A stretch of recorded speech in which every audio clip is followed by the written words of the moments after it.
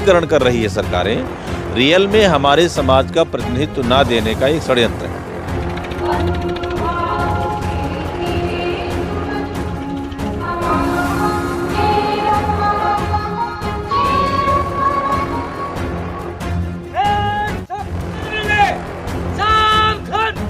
और इस देश में जो भी संपत्ति है, उस संपत्ति में हमारा बराबर का हिस्सा है।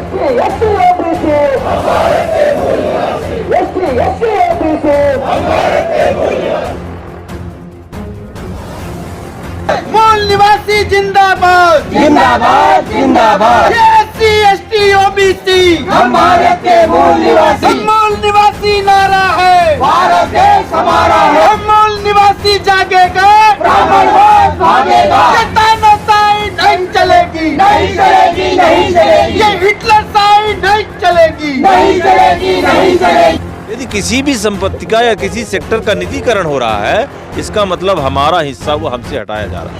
तानाशाही बंद करो, बंद करो, बंद करो, ये हिटलर शाही बंद करो, बंद करो, बंद करो। ईरान के सम्मान में मूल निवासी ये जाति धर्म बंद करो, बंद करो, बंद करो। ये मूल निवासी जागेगा। कि भाई इस देश के जितने भी सेक्टर हैं, चाहे वो गवर्नमेंट सेक्टर हो या पब्लिक सेक्टर हो, यहाँ तक कि प्राइवेट सेक्टर भी है, हमारा मौलिक अधिकार है कि हर सेक्टर में हमारा जनसंख्या के अनुपात में हमें वो हक मिले। बंद करो, बंद करो, बंद करो। जब तक जुल्मी जुल्म करेगा सत्ता के गलियारों से, चप्पा चप्पा गूंज उठेगा मूल निवासी नारों से। मूल निवासी नारा है, भारत देश हमारा है।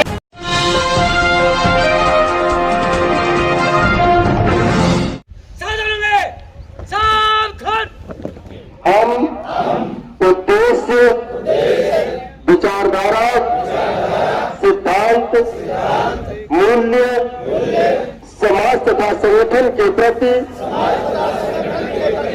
स्वयं को समर्पित करने की प्रतिज्ञा करते हैं। हम प्रतिज्ञा करते हैं कि जागरूकता का काम करते रहेंगे। हम संगठन की मिशनरी, लोकतांत्रिक एवं संस्थात्मक कार्यप्रणाली को स्वीकार करते हैं, व्यक्तिवाद का त्याग करते हैं और संविधानवाद को स्वीकार करते हैं। जातिवाद में हमारा विश्वास नहीं है,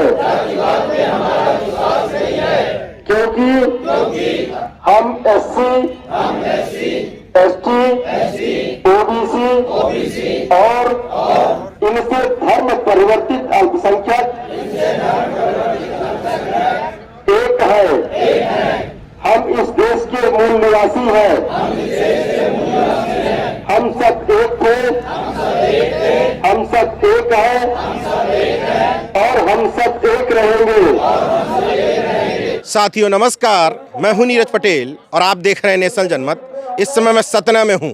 मूल निवासी संघ का राष्ट्रीय अधिवेशन चल रहा है, 3 दिवसीय अधिवेशन है। सुबह रैली निकाली, हजारों की तादाद में पूरे देश भर से लोग यहाँ जुटे हुए हैं। क्या मकसद है इतने बड़े आयोजन का? सर, इस आयोजन का मकसद तो इस देश की जो समस्याएं हैं, खासकर मूल निवासी बहुजन समाज की, वो समस्या है शिक्षा, रोजगार, और ये मूल समस्याएं हैं जो सरकार पिछले 75 सालों से इन समस्याओं पर कोई ध्यान नहीं दे रही। अभी वर्तमान में जो सबसे ज्वलंत मुद्दा है, खासकर ओबीसी के लिए उनका जाति आधारित जनगणना, पिछले 2009 से हम इस प्रयास में है कि जनगणना हो। तत्कालीन सरकार ने प्रॉमिस किया लेकिन फिर नहीं किया। अब वर्तमान सरकार भी डिनाई कर चुकी है, वो तो कोर्ट में जाकर भी डिनाई कर चुकी है। दूसरा, जो हमारे समाज का जो प्रतिनिधित्व है, खासकर एससी, एसटी, ओबीसी और माइनॉरिटी के लोगों का जो प्रतिनिधित्व है इस देश के हर सेक्टरों में, उन सेक्टरों का जो निजीकरण कर रही है सरकारें, रियल में हमारे समाज का प्रतिनिधित्व ना देने का एक षड्यंत्र है।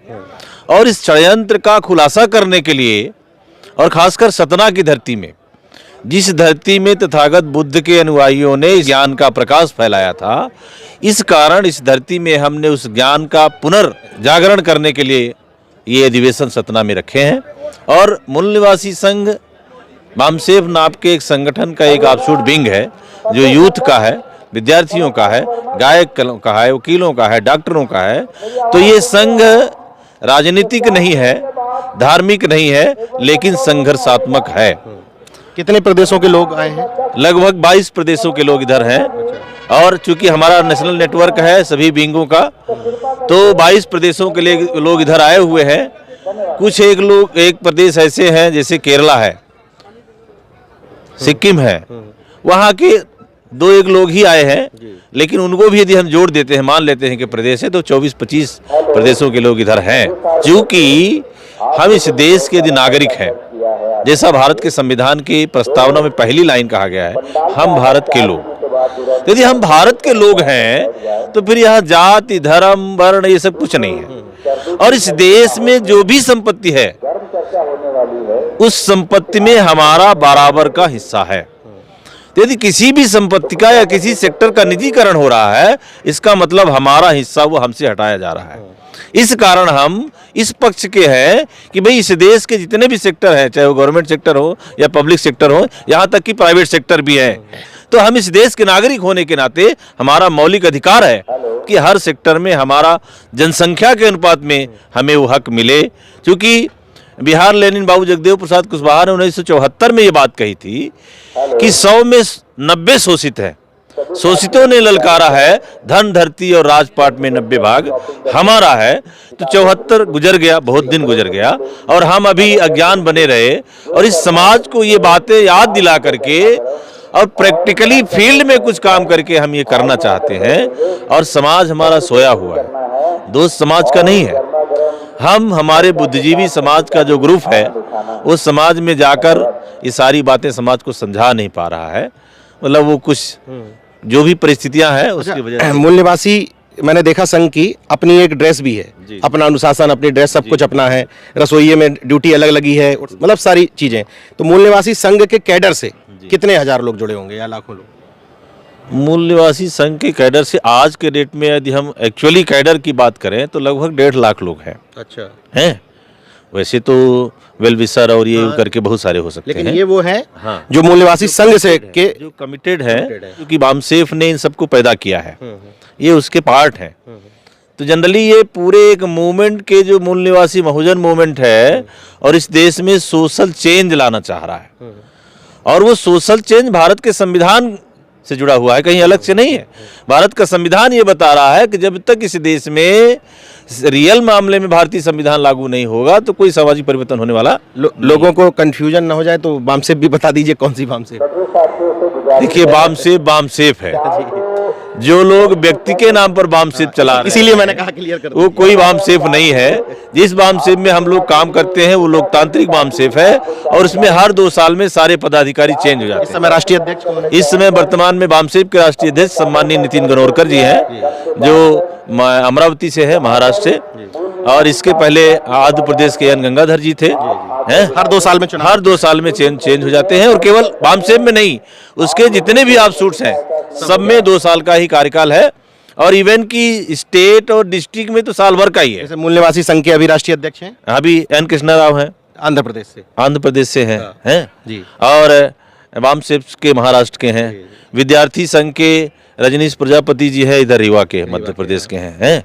और मैं मूल निवासी सभ्यता संघ है एक, उसके हैं प्रभाकर निसर्गन, जो प्रोफेसर हैं वहाँ अकोला यूनिवर्सिटी में हैं।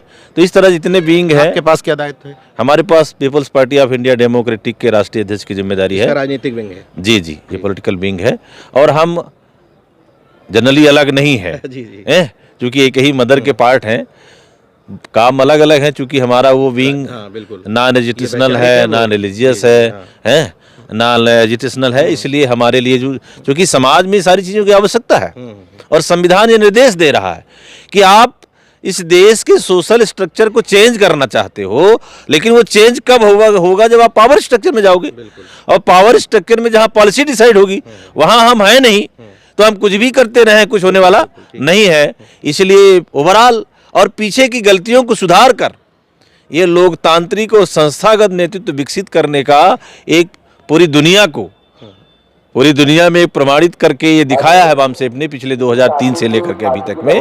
इससे कुछ लोग अपना व्यक्तिगत दुकान कहिए या जो भी कह लीजिए वो चला रहे हैं, हम उनके बारे में कोई बात अलग से करना उचित नहीं समझते हैं। मैंने किसी खास वजह से पूछा था कि आप किस वामसिफ से हैं, मुझे जानकारी थी, लेकिन मैं दर्शकों को बताना चाहता था क्योंकि कुछ संगठनों और कुछ राजनीतिक दलों को पहले लोगों ने उनको रानी की तरह पूजा, उसके बाद देवी देवताओं की तरह पूजने लगे तो उनका एकाधिकार हो गया। लेकिन मैं आपको बताना चाहता था कि मूल निवासी संघ या वामसेफ, यहाँ पर हर 2 साल में चुनाव होते हैं, राष्ट्रीय अध्यक्ष बदलते हैं, प्रदेश भी बदलते हैं और इनका जो राष्ट्रीय अधिवेशन होता है उसके भी स्टेट बदल जाते हैं, हर बार बदलते हैं। बिल्कुल बिल्कुल, हर बार। तो यहाँ आने के बाद मुझे पूरी तौर पर लोकतांत्रिक लगा। जो लोग इस बात का रोना रोते हैं कि हमारे पास विकल्प नहीं है, वो इस तरह के कार्यक्रमों में आए और देखें कि जिस ढंग से आप सोच रहे हैं उस ढंग से सोचने वाले देश में लाखों करोड़ों की तादाद में लोग हैं। बशर्ते घर से बाहर निकलिए और इस तरह के कार्यक्रमों में अपने परिवारों को लेकर के आइए। देखते रहिए नेशनल जनमत, जागरूक और सजग बने रहिए। जय विज्ञान, जय संविधान, जय लोकतंत्र। धन्यवाद।